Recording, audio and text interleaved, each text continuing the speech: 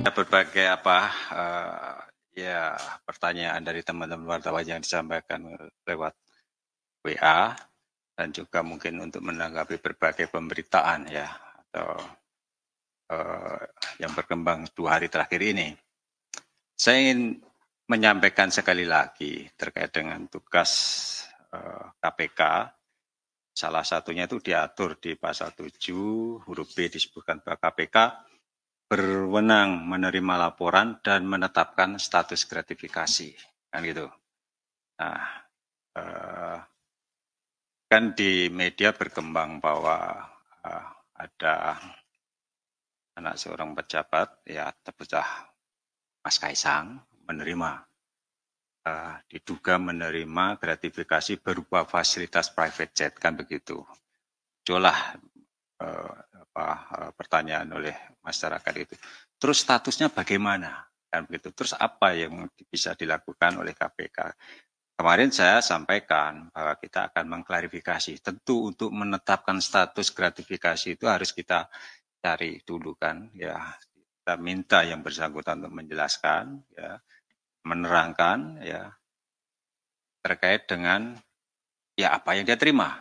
Tapi kan berkembang juga pertanyaan kan, Saudara Kaisang bukan penyelenggara negara, Pak. Kan kemarin sudah saya sampaikan, patut diduga ada hubungannya dengan penyelenggara negara. Makanya kami akan klarifikasi. Teman-teman wartawan, apakah ada yang bertanya ya lewat WA, apakah KPK itu hanya berwenang memeriksa gratifikasi kalau menyangkut penyelenggara negara? Saya sampaikan iya, ya kan gitu kan.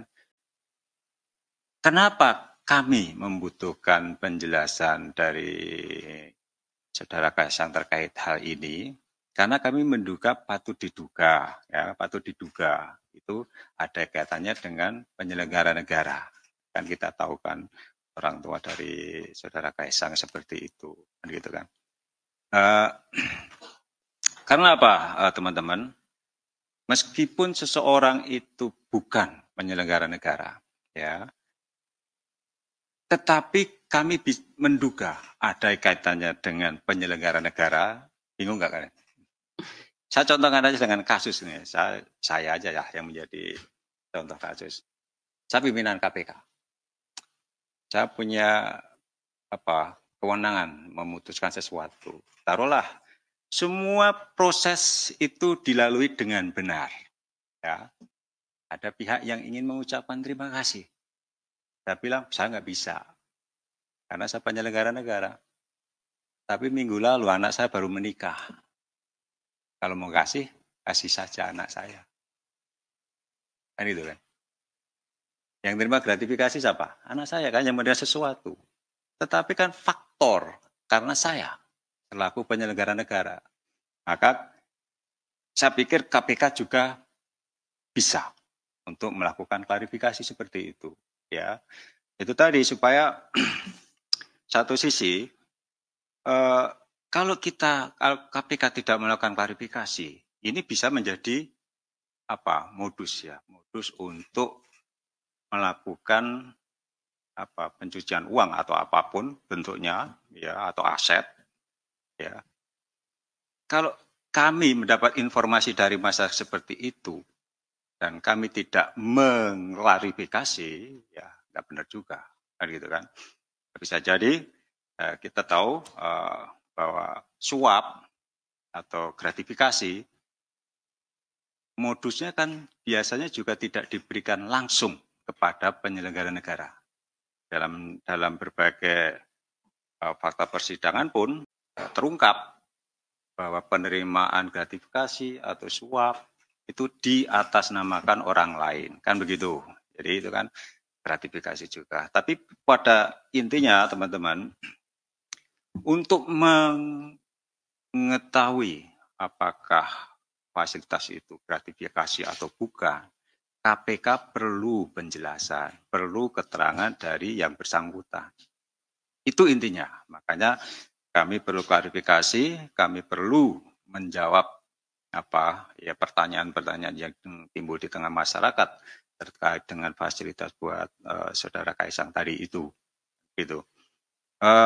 Sebetulnya ini semua masih dalam ranah pencegahan, kan begitu. Jadi gratifikasi LHKPN itu kan semuanya masih dalam ranah pencegahan dan juga untuk pendidikan anti korupsi, kan gitu. Di mana letak unsur pendidikan anti korupsinya? Kita tahu ya, saudara Kaisang itu sekarang menjadi ketua umum PSI kan. Dan KPK beberapa waktu yang lalu kan sudah melakukan pendidikan politik cerdas berintegritas. Nah, dalam rangka itulah kami ya mendorong saudara Kaisang itu ya supaya di dalam perilaku kehidupan sehari-hari maupun selaku ketua partai politik, yaitu juga bisa menjadi role model nilai-nilai anti korupsi. Gitu. Salah satunya apa? Nilai-nilai anti korupsi. Hidup sederhana. Kan itu, sederhana.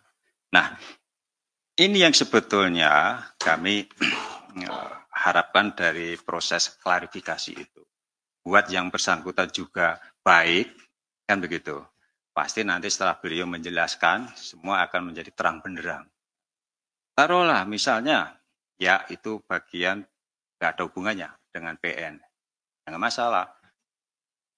Ada hubungan dengan bisnis, kan seperti itu.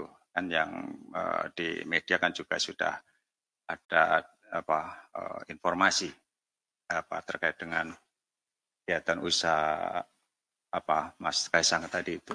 Ya nggak ada persoalan. Misalnya, enggak, ini bagian dari fasilitas yang diberikan oleh perusahaan. Nggak ada persoalan. Ini bukan korupsi kan, bukan gratifikasi. Apakah selesai itu? Oh enggak, gitu kan. Kalau itu fasilitas yang diberikan oleh perusahaan pada saudara Kaisang, berarti itu kan bagian dari penghasilan. Biarlah menjadi urusannya Kementerian Keuangan, dalam hal ini Direktorat Jenderal Pajak. Ketika nanti ada laporan pajak, tinggal dicek ya, apakah ada penghasilan berupa fasilitas tadi itu. Nilainya berapa kemarin itu? 8 ya. 8 ya. Itu. Jadi tidak selesai di KPK, tetapi ketika itu bagian dari fasilitas yang diberikan perusahaan, ya, itu menjadi penghasilan buat yang bersangkutan. Dan itu pasti nanti teman-teman dari Dirjen Pajak lah yang akan menindaklanjuti itu. Kan seperti itu. Jadi itu mekanismenya. Buat KPK hanya ingin mengklarifikasi terkait dengan ada tidaknya unsur atau relevansinya dengan penyelenggara negara, ya itu, dan juga untuk melakukan pendidikan anti korupsi. Terus apalagi terkait dengan LHKPN juga ada juga dari berita-berita juga ya terkait dengan salah satu pejabat penegak hukum, ya. Kemudian ini lagi-lagi ini dari unggahan yang bersangkutan menyangkut sering menerima fasilitas juga dari perusahaan-perusahaan dan lain sebagainya. Nah, tentu terkait dengan LHKPN, ya bagi penyelenggara negara yang wajib lapor, kita berharap ya tertib lapor, yang kemudian juga ya mengisi data yang sebenarnya.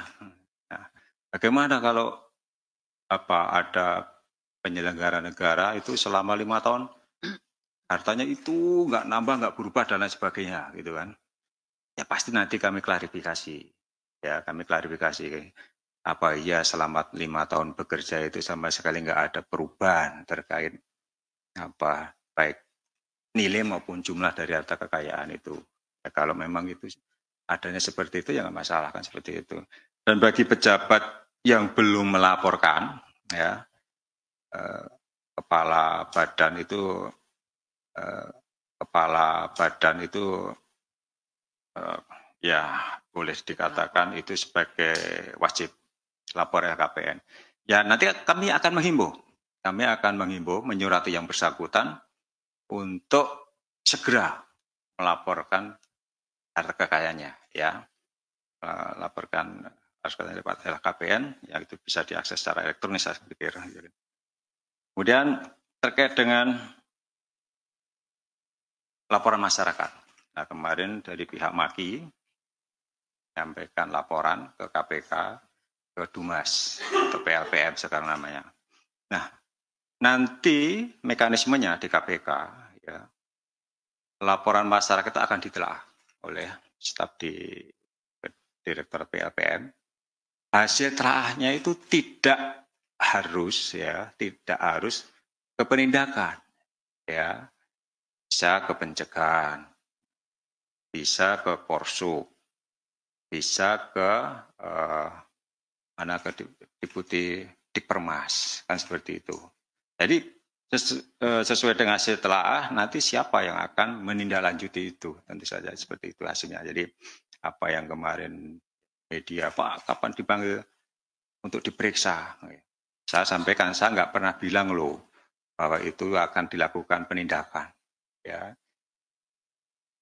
kami akan mengundang untuk klarifikasi, dan itu ranahnya ranah pencegahan. Ya. Saya tidak pernah bicara kayak klarifikasi ini ke ranah penindakan, kan begitu. Ini masih berproses, ya.